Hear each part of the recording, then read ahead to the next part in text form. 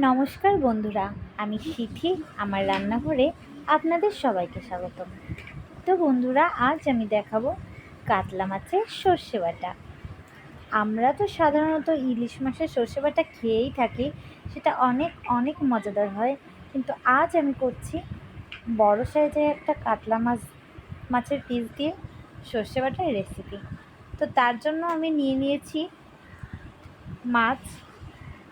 দেখুন মাছগুলো কেমন বড়, আর এরকম বড় সাইজের কাতলা মাছ হলে স্বাদে দারুণ জমে যায়।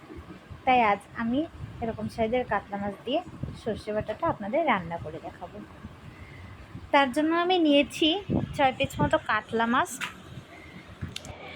এরপরে দিয়ে দিয়েছি কিছুটা হলুদের গুঁড়া এবং সাথে লবণ এবং কিছুটা শুকনা মরিচের গুঁড়া দিয়ে খুব সুন্দর করে মাছগুলোকে মেখে নেব।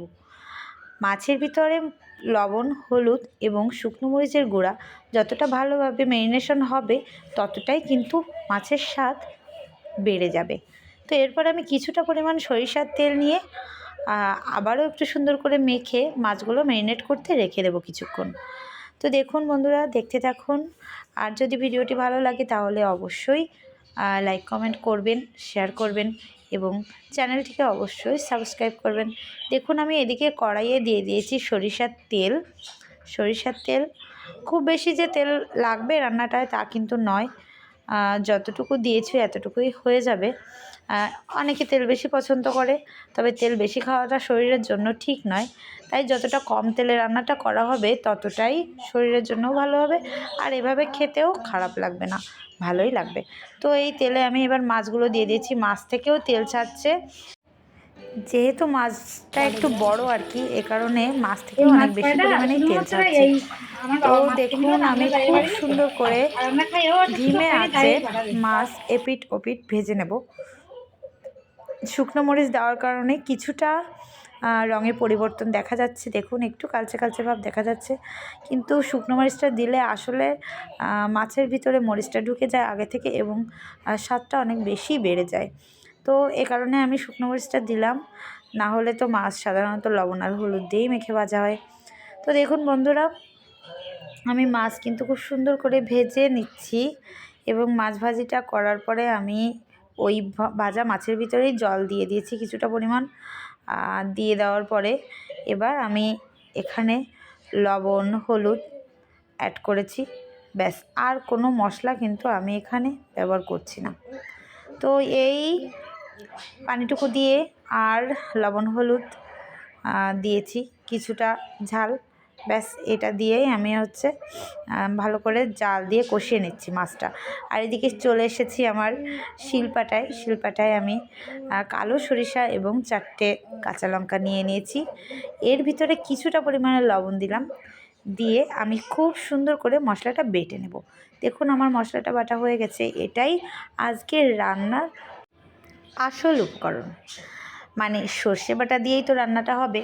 তো আমি এখানে মাছটা জাল করে নিয়েছি দেখুন। এরপরে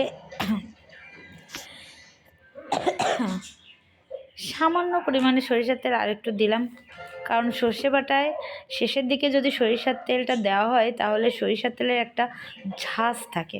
এই ঝাঁজটার জন্য রান্নাটা কিন্তু একদম অন্যরকম স্বাদ এনে দেয়। তো সরিষার তেলের সঙ্গে যখন এই সরিষা বাটার সঙ্গে যখন ঝোলটা আমি মিক্সড করব কিছুটা, তখন দেখুন অলরেডি একটা অন্যরকম সুন্দর কালার চলে এসেছে। আমি কিন্তু এই সরিষাটা ডাইরেক্ট কড়াইয়ে দিব না, তার কারণ অনেক সময় তেতো হয়। কিন্তু যদি এইভাবে গরম ঝোল বাটিতে বা সার্ভিং ডিশে দিয়ে আপনি সুন্দর করে মিক্সড করে নেন, তাহলে সরিষাটাও বেশ খানিকটা রান্না হয়ে যাবে গরম ঝোলের সঙ্গে এবং আলাদা করে তেতো স্বাদটাও আর আসবে না। তো বন্ধুরা দেখুন, দেখতে দেখতে আমার রান্না কিন্তু শেষের পথে। আর এদিকে সর্ষে বাটাটাও পুরো দমে একদম রেডি। তো এর ভিতরেই আমি নামিয়ে নেব আমার তরকারিটা, ব্যাস তাহলেই রেডি। দেখুন আমি নামিয়ে নিয়েছি। সর্ষে বাটার সঙ্গে এত দারুণ দুর্দান্ত একটা ঘ্রাণ বেরোচ্ছে, তা আসলে মুখে বললে ভাষায় প্রকাশ করা সম্ভব নয়।